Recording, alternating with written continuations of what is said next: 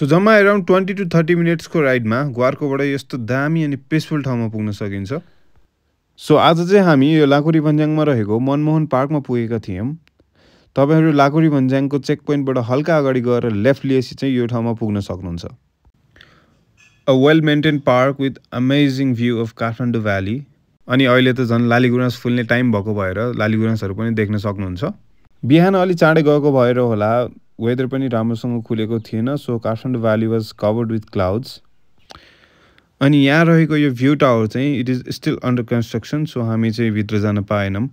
And thank you KP बा for यो concept of making view towers over the hills everywhere in Nepal.